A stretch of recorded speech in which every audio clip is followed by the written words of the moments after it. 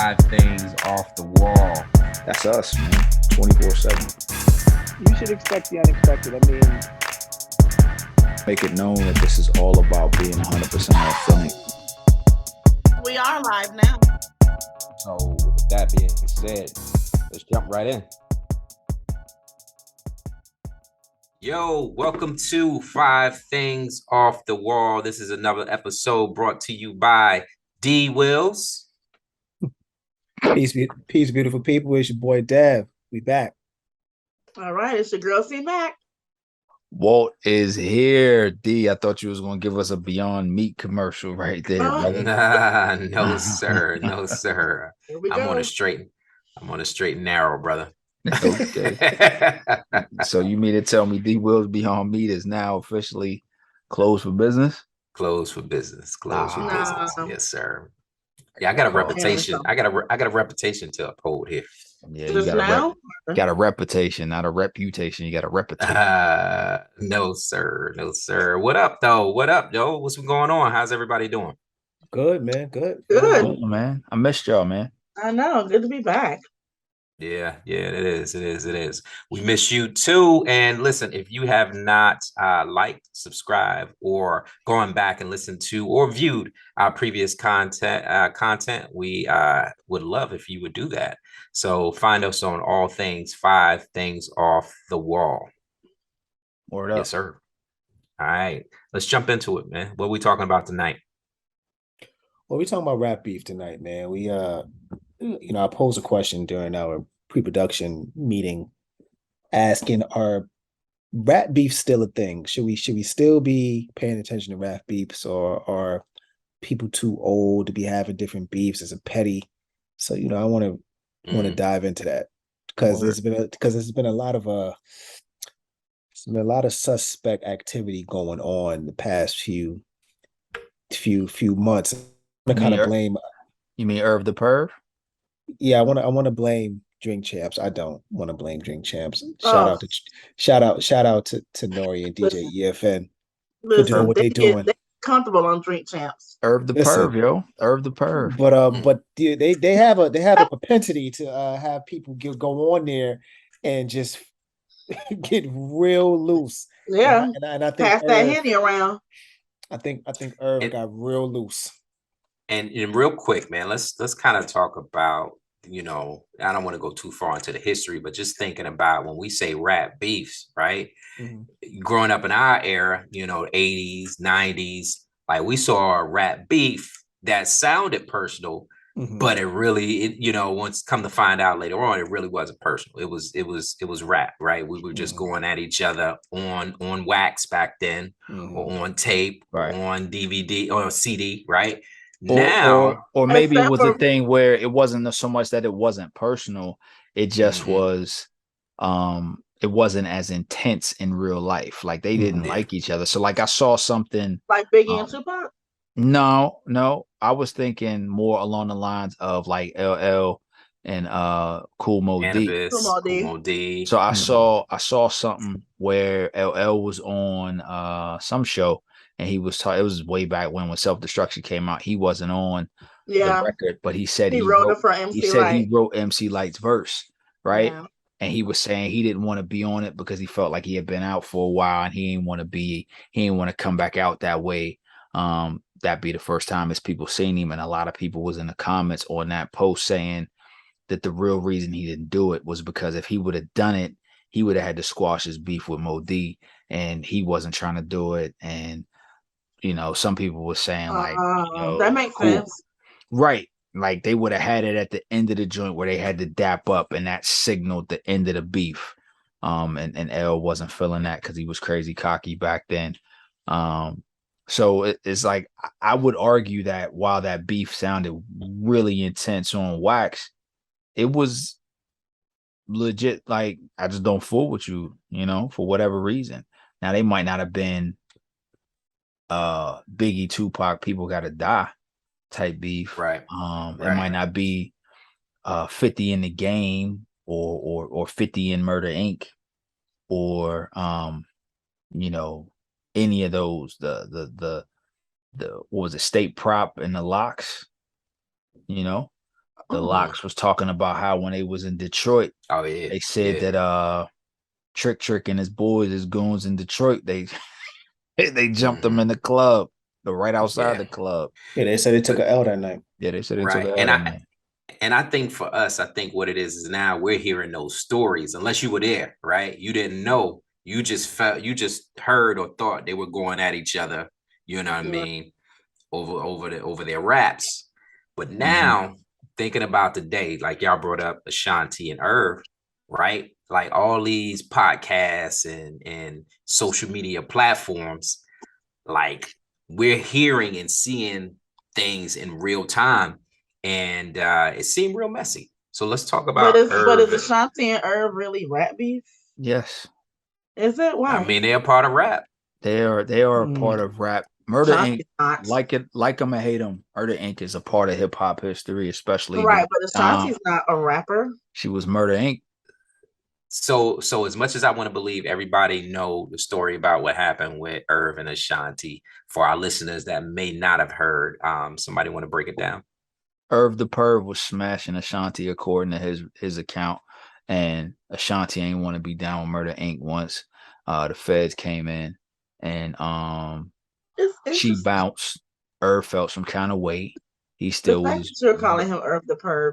I didn't make up the name. That's what they calling him on Twitter, and I feel like it's the perfect handle because they said the fact that you will say that. But then remember when we were asking you to say the name that messed up your sweatshirt or didn't give you your sweatshirt? I don't even remember. Not even say the name of the company. I don't even remember what you're talking about. But now you're saying Irv the Perv, really dissing. I don't remember what you're talking about. That's not what everybody else is calling him. You're still. Let's stay on track. Let's stay on track here. Let's stay on track here.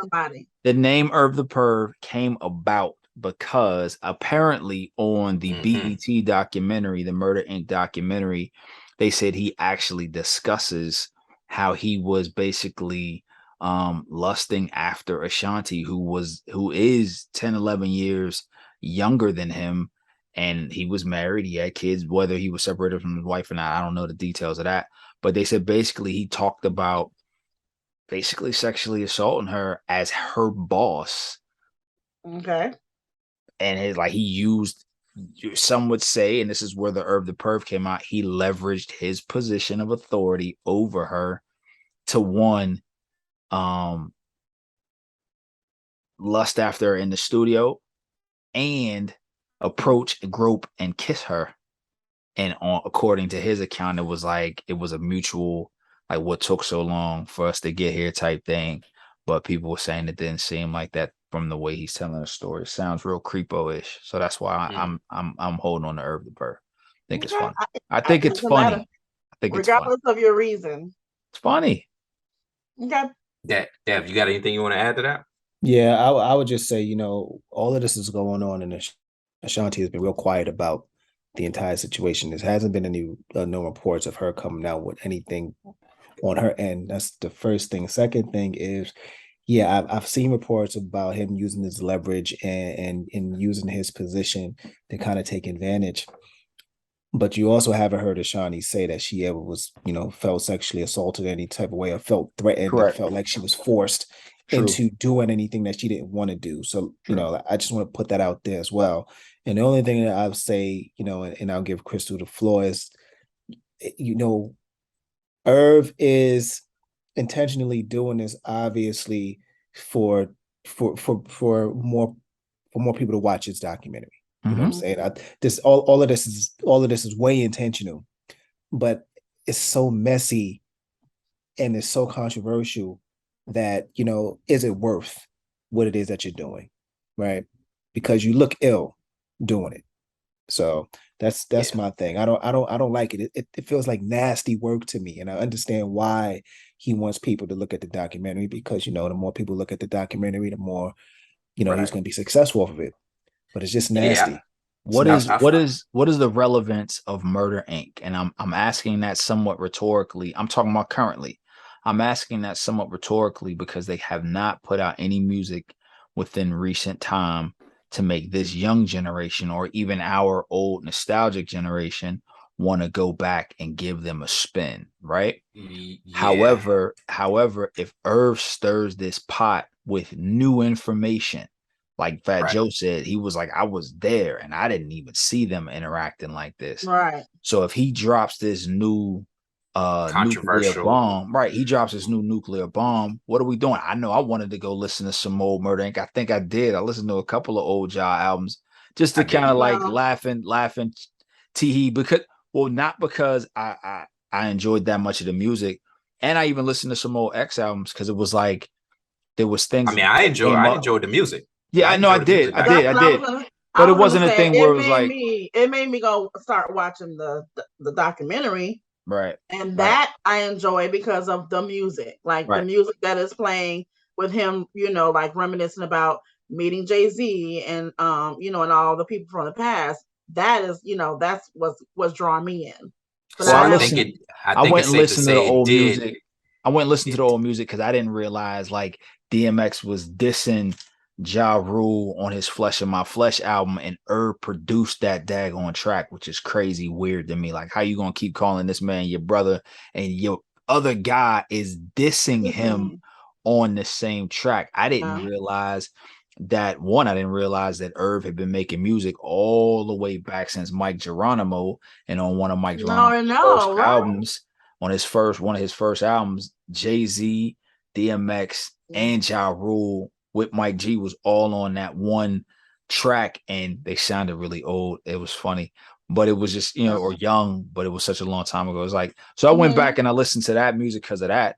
But again, that's what I'm saying. Like, so what is their relevance? If he drops his Megaton bomb, what does it do? It gives us a reason to spin those records, stream those records, and like y'all said, go watch the documentary. Irv is a genius. He's definitely intelligent. I think it's safe to say he did what he intended to do at the expense of Ashanti. Right. Yeah. And he knows she won't say nothing. Why? Because will it make her look bad? Probably not. But she has, if he knows her well enough to know that she has a standard of, I don't get involved in mess. Because I feel like through all the Murder Inc. drama, she was relatively quiet even through that, you know, and she was kind of sight unseen. She was there, but not there. Like she talked about in a interview, it was back in 13, I guess. She talked about an interview then that she did address showing up every day to the trial then. You know, I kind of feel like I feel like, you know, Ashanti is kind of a sex symbol, like guys like her. So I feel like they were waiting to see if Irv Gotti was going to drop. The way he was spilling the beans, I think they kind of were trying to see if he was going to say more about like maybe their sex life or like what she was like in bed or something, because I just feel like he was really stuck on it. Yeah, he definitely. Well, I want to commend her. I think she's handled it fairly well. She's been trending a lot lately. You know, she said she just want to have a good day. So she just stepped out recently looking amazing. You know, so she's trending for all the right reasons now. So she's always so classy to me. Right. And she has nothing to gain. Yeah. Right. And when she did the verses with Keisha Cole, right? I don't know if you guys remember that. And Keisha Cole was being she was being really rude on there. And she was the one that kind of held them up and being late. But Ashanti was so nice to her. And like, you know, there was one time where Keisha Cole kind of tried to like, I don't want to say bully, but she kind of tried to like this was going to be. And Keisha and Ashanti really was like real nice, nasty, and was like, okay, no, so this is how it's going to be. Real like professional, like, and classy, and put her right in her place. And Keisha Cole was in her place for the rest of the night. So I love the way Ashanti handles herself. She has nothing to gain. So keeping on with the rap beef and everything that's going on right now. Let's take it down to Atlanta.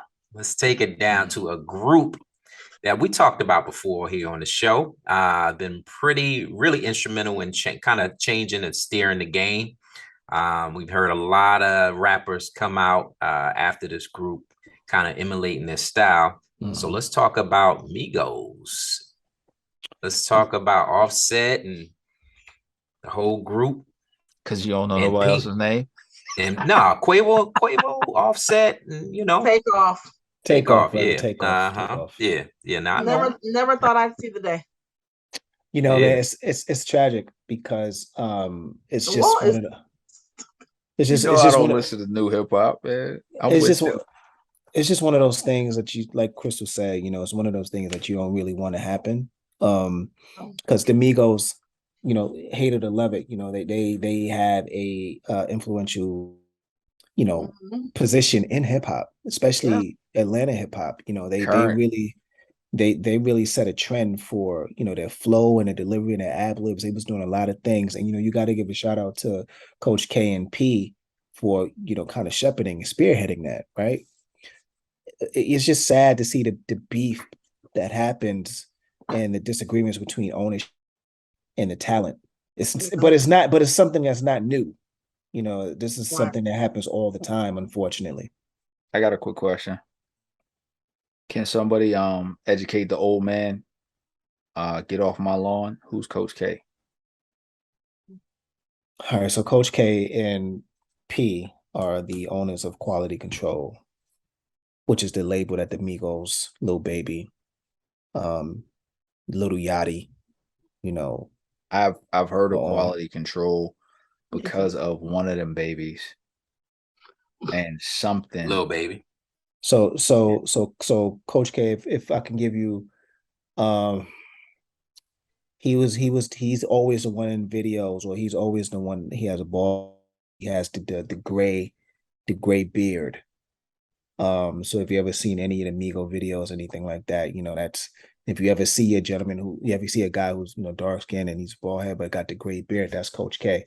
Very, very, very smart, very talented. I mean, both of them are, him and P. But again, it's just unfortunate to see that Offset and P are beefing to the point where the last album that apparently came out, Offset's not on at all. Is that accurate? They left him more Bad and Bougie too, right?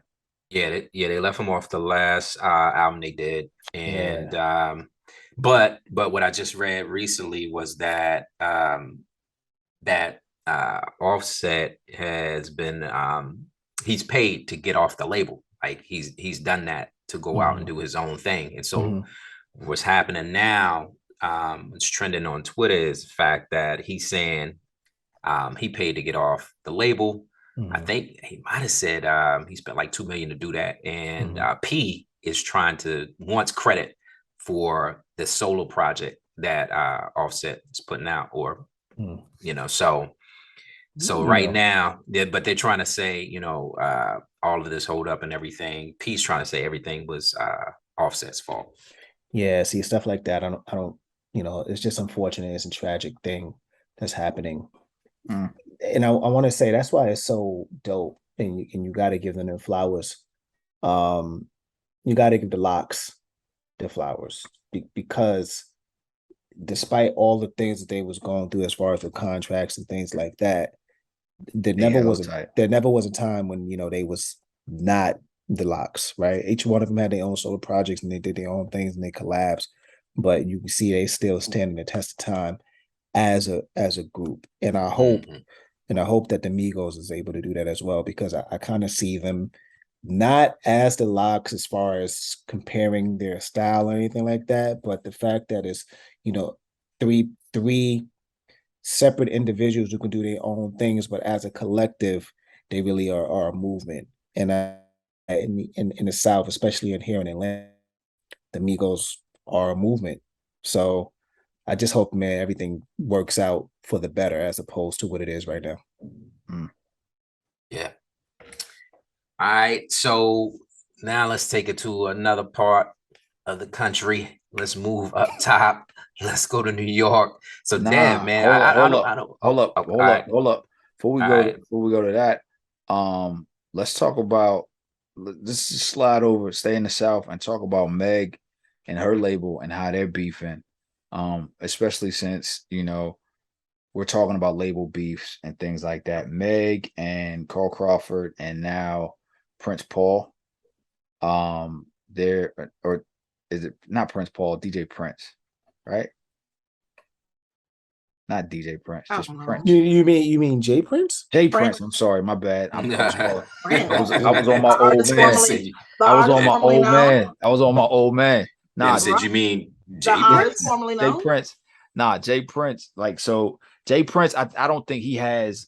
I think he has more of a loyalty thing in this situation. But the real beef was between Meg and her label, with Carl Crawford. The beef is basically Meg saying she's suing him for like $1 million for some money she didn't get or something like that. And it's turned into a real catty type back and forth. And I use that term not in reference to how Meg has responded, but how some of the things that I've heard Carl Crawford say about her, like he's questioning whether or not she's really from Houston, talking about, oh, she's from San Antonio.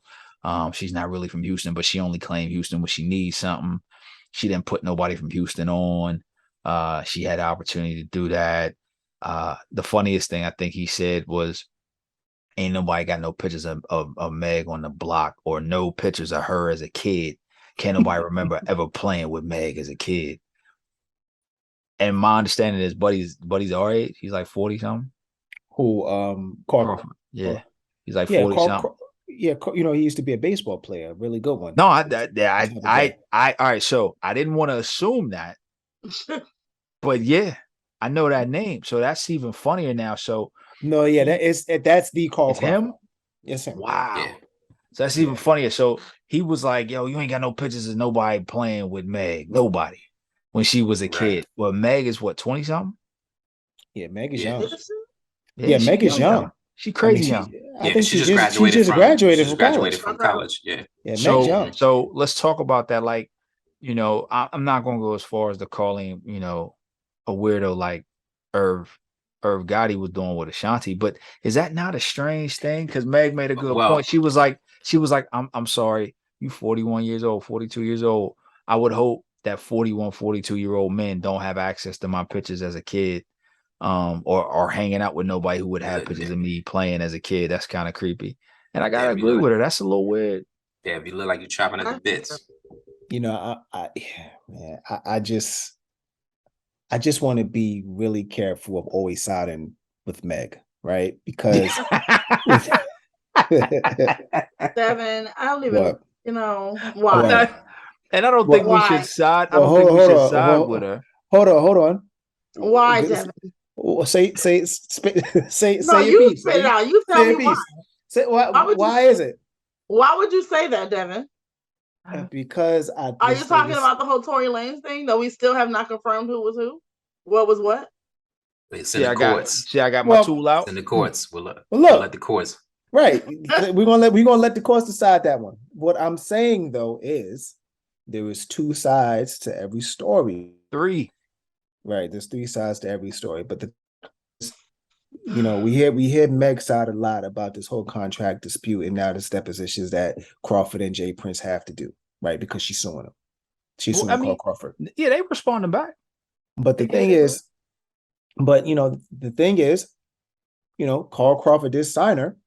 Yeah. And if he feels like there's an issue from the contract because you want to try to jump off and go somewhere else because it's bubbling up, he may have a legitimate case. Now I don't know. So she's trying to jump. She's trying, like you said, she's trying to jump labels, but she's saying that she met the qualifications of the contract. Correct. She met all the standards of the contract by releasing the albums that she released. I don't know the name of the album that she's counting toward that, but he's saying that that album, a mixtape. Right. So he's saying that doesn't count as an album. So because it's considered a mixtape. Right. So I'm just saying. Again, I just want to be real, real leery and just side with Meg all the time. That's all I'm saying. No, I'm not saying she's wrong. I agree with that. But see, I think it's been said, and I think it's something that definitely should be heeded. This is a legal matter. Like, take this up in court, man. Like, when you get to a position, and this isn't a shot at Carl Crawford. This is not a defense of Meg. But when you get to a position where you now have to completely take it off of wax and begin to start questioning someone's credibility as an about the messiness. Artist. You know what I'm saying? Messiness of these beefs. Yes. Like when you get into that piece of it, nobody even cares anymore who's right, who's wrong. It's just like everybody just starts looking weird. Like Irv and Ashanti, nobody cares whether Irv is right and he got a just cause to feel the way he feels.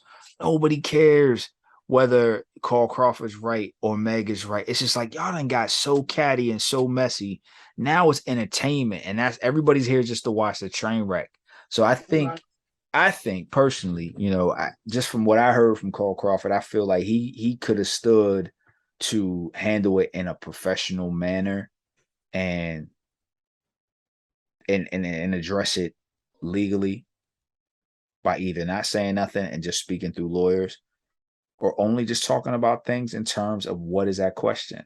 The contract says she owes me blah, blah, blah records. Mixtapes don't count. Because when you start, you know how they say, like, when you got to start making it personal and it's about business, you might be wrong. And he made it personal. And if it's about business, you can always say, like, yo, I got you on contract for 5 studio albums, and mixtapes are not studio albums because you could record a mixtape on your phone or something. You know what I'm saying? So here's the thing.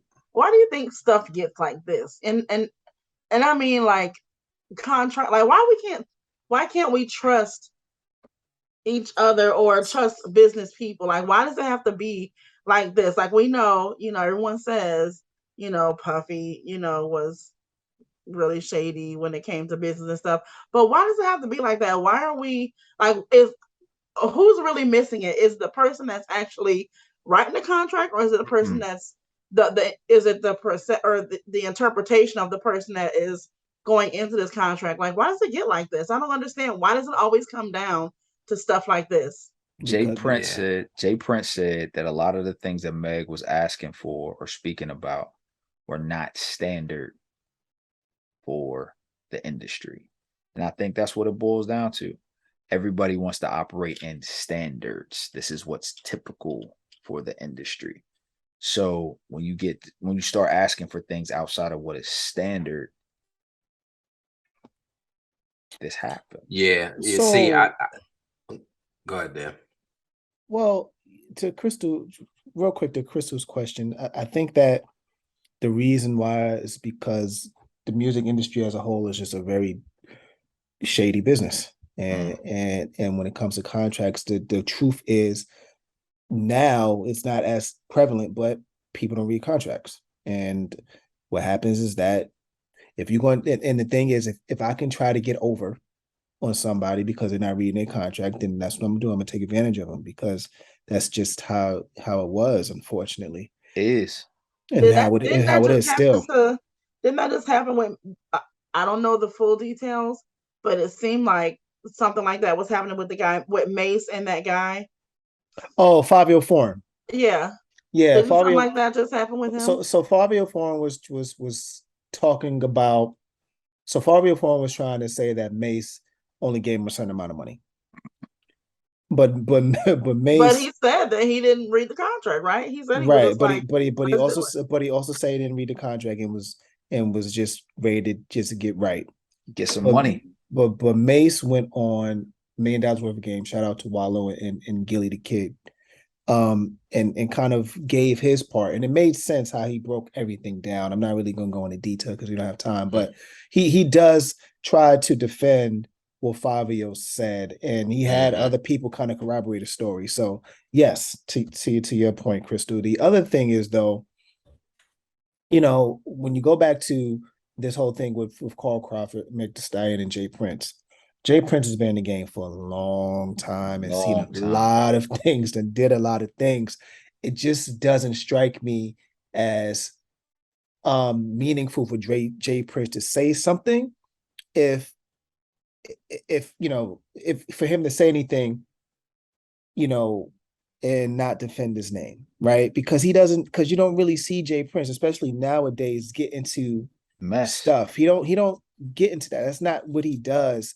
If you look at his history, he's that guy, but he don't really be getting into this online beef and messiness. But for him to come out and say what he said about Meg and how, she's doing what she's doing to Carl Crawford's label, and He also breaks down in one of his posts what the contract was supposed to be and how her and Rock Nation kind of conspired to do something else.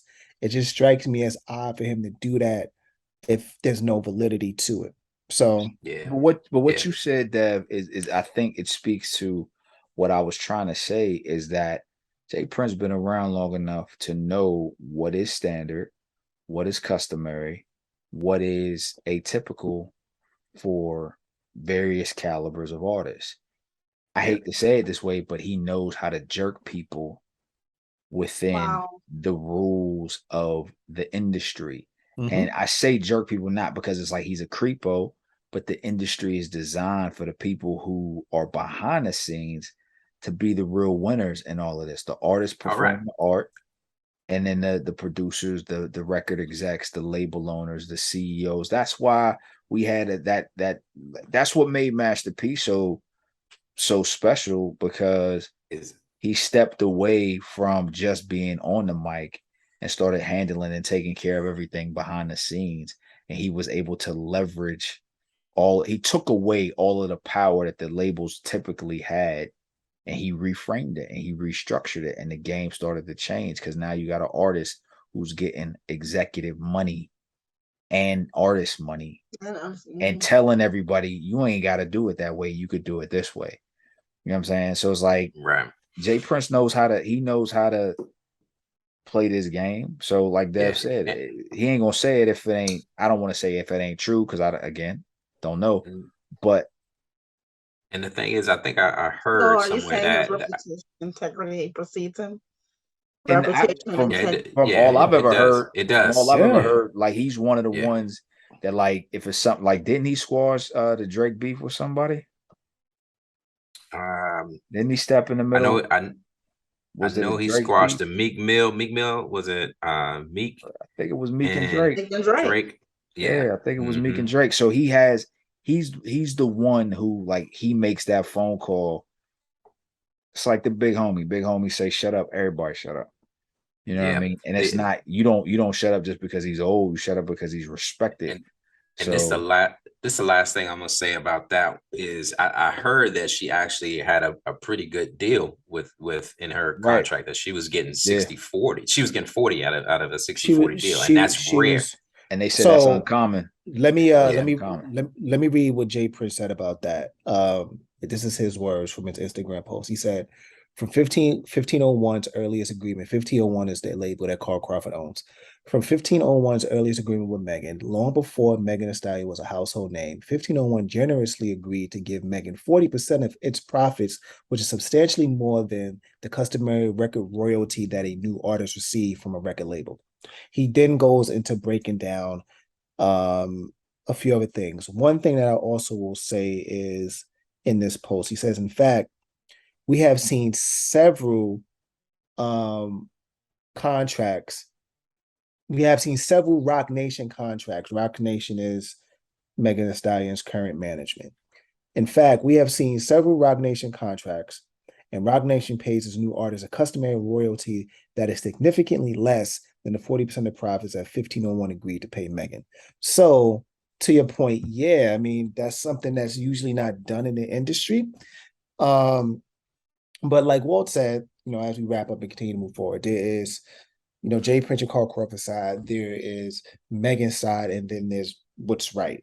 So let's see what the legal proceedings come up with based on the evidence that is presented, and I wish them both the best. Yeah. All right. Let's take it up top. Devin, man, aside from Houston, man, it seemed, I think you the one that's sparking all of this beef, man. Because it seemed first we got what's happening with Migos in Atlanta. Now we're talking about New York. I don't know. This might be Crystal fault, because I know this is up there in Buffalo, up there close to where she resides. So used to reside, hometown. Them is her people. That's her peoples. That's her peoples up there, Rochester, Buffalo. So let's talk about one of my favorites right now, Benny the Butcher and Freddie Gibbs beef. The Butcher coming. This is a tragedy on so many levels, man. Both of them is some of the most lyrically dopest and hottest rappers in the game right now, just off lyrics alone. They both got solid work, and they actually collaborated together, right? And they just can't get along, unfortunately, man. It started out with some disagreements and some words were said, and the next thing you know, Freddie Gibbs is in Buffalo for a mashed out. concert. Got mashed out for a concert, man, and the Butch's people rushed him at a restaurant, him and his shorty, and put hands on him. Dinosaurs. And dinosaurs barbecue, right? Yeah. That was called? Have you ever been there, Crystal? There's dinosaurs in Rochester. I've never been to Buffalo. Oh, so it's a franchise. I guess. Is it good? The food? It's called Dinosaur. So hold up. So is it called dinosaurs because of the big? Do they have like big portion sizes? Pause. I feel like a pause need to be there, but I don't know, Devin. I don't remember. Right. It's been forever since. Yeah. All right. So. All right. Yeah, but yeah. Anyway, so they put the beats on him, right? They steal his chain, right? Now shout out to Freddie Gibbs for still continuing to perform that night, even though he was bruised up. Yeah, black eye. This was like maybe 6-7 months ago or whatever. About that. And now, next thing you know, there is reportedly post out on social media where the Butcher is cleaning his jewels, right? And one of the jewels that he showcased him cleaning is one of Freddie Gibbs' chains. Yes. Yeah. Now that right there comes out of Walt's playbook, because we all affectionately call Walt the pettiest man in America, right? Petty. That right there got to be one of the pettiest things I've ever seen, which prompts Gibbs to respond in about 25 different posts, which is ridiculous also. And then the Butcher comes back and he responds in the video, right? With the chain on. Yeah. And then proceeds to do a freestyle. And this is Gibbs in the freestyle. I just wanted to stay on wax. I don't understand why it happened. And I'm just like, both of y'all are kind of too old to be doing this mess, in my opinion. Right. Yeah. And Benny Butcher got a lot going for him right now. Hey, hold on.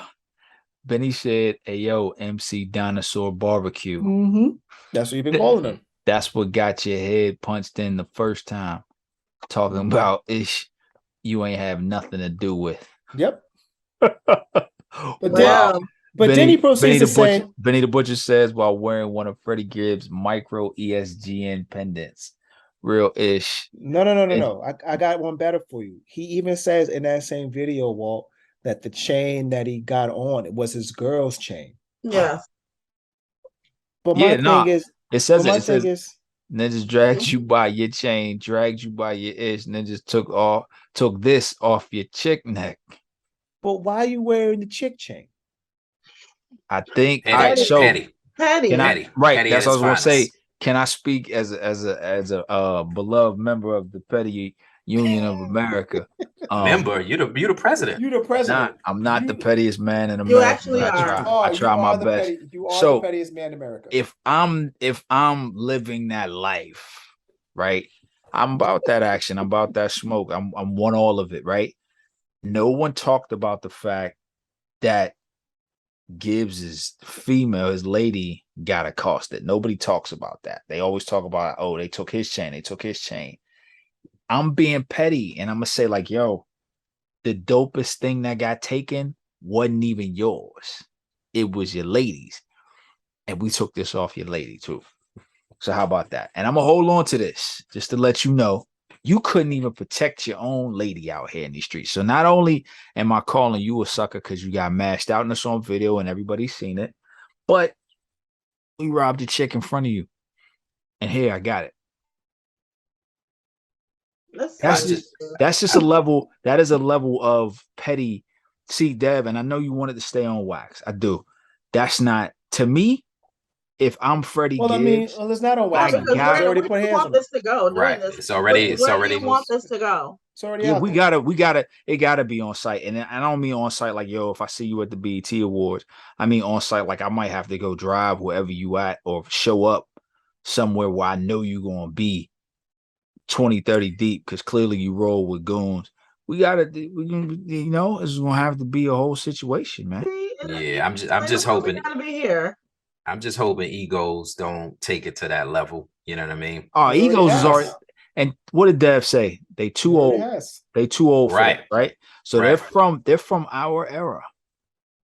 If we all know anything, we know people from our era who cannot leave the foolishness we did from our era in that era. They only respond in one way. They only respond in one way. Listen, Freddie said it's so stupid. Freddie said that he wanted to catch the fade with Benny Solo instead of his people jumping him. See, that's what I'm saying. You got two old men who want to throw hands at each other. Freddie and Shato. Freddie said that he said Benny didn't throw a punch. Freddie and Shato, man, I don't know. So, but here's the thing. Right. So does Logan and Jake Paul, do they fight real fighters? Oh God. Nah, not really. No. No, they don't. They handpick who they want to box so as not to embarrass himself. Of course, Freddie want to throw the hands with Benny if he know he in shape and Benny ain't. Because I can't destroy you in the booth, even though my bars. No, I don't know if that's that. I don't know. This is what I'm saying. I think it's because we actually have beef now. No, hear me out. Look, I can't destroy you in the booth because even though I might be as good as, if not better, lyricist, and I don't know, I'm not a huge Freddie Gibbs fan. There's not much that he's going to be able to say or do on the mic that's going to turn down Benny's light right now. Benny's on top by a juggernaut right now, and he's the next man up, right? So it's going to be real hard for Freddie Gibbs to come through and shut that down on the mic. Real hard. The best thing I can do is punch you in the face. That's the only outlet I got. So Freddie also responded and said, I saw you at your homie grave. Tell him you'll be home soon. See, this is petty. That's what I'm saying. That's petty. Ridiculous. This is petty. No, that's not petty at that point. That's petty. These are threats. It's 100% threats, but it's petty because I'm digging into wounds that I know are gonna trigger you. Benny's too much of a he has professed himself to be too much of a street dude to act off emotion. So he can't let the public know that got to him. But yeah, that get to you, man. You talking about my dead homeboy, and now you threaten. I don't care. You threatening to kill me. You talking about my dead homeboy? It's too far. Look at what's his name? Gucci and it's Jeezy. Gucci and Jeezy, Gotti and Dolph. Right? I mean, these beats go too far. Biggie and Tupac, they go too far. And now what are these people down here in Atlanta that's getting all these racketeering or whatever it's called? Oh, Young Slime, yeah. Rico things. Right. Yeah, YF and Gucci and Young Thug. But that's not even beef. That's their prior life. The gang life. Right. Prior life. Yeah, that ain't beef. But I think Crystal's point is that it can go beyond what it is with the profession. You know what I'm saying? Well, before we wrap that up, just think about it like this, especially with with Young Thug and YF and Lucci. The thing with that is, I don't know that went too far as a result of hip hop. It was just that they were already too far and not detached enough from that life. Once they became so big, they became so big so fast and didn't cut themselves off enough from that life. You could still put them in places. According to the feds, I can put you in places that make this a criminal enterprise. And that's one of those things where shouts out, and this is not hip hop, but shouts out to Ray Lewis, man. And Ray caught that charge, and what did he do? He turned his life all around. He did. He started praising Jesus, doing praise dances at the beginning of every football game. You know what? Yo, I don't think that, to be honest with you, I don't think that YF and Lucci nor Young Thug wanted to necessarily leave that joint completely. I ain't gonna speak on it, man. Them dudes is real street guys. I'm a teacher. I ain't got that. I ain't got that in me. I'm not To my knowledge, hold on, Mad Dog, no good. To my knowledge, them dudes still got connections out in the street. I'm a poor educator, man. I don't want no problems, man. Look. But you okay with Irv the Perv? Irv the Perv. That's funny, man. Yeah, that's just sad. That's just sad. But on that note, we're gonna wrap it up. Thank you for rocking with us on another episode of 5 Things Off the Wall. If you have not liked, subscribe, view, please share. Yeah, all that. We love you. Appreciate you rocking with us. Deuce. Oh wait, we didn't do the air. I brought out my real Nerf gun for this. Peaceful. We going peace on this one. Peace, beautiful people. It's your boy Dad. Listen, man. Follow, like, subscribe. 5 Things Off the Wall. We are available on YouTube and IG. 5 Things Off the Wall. 5TOTW. Peace.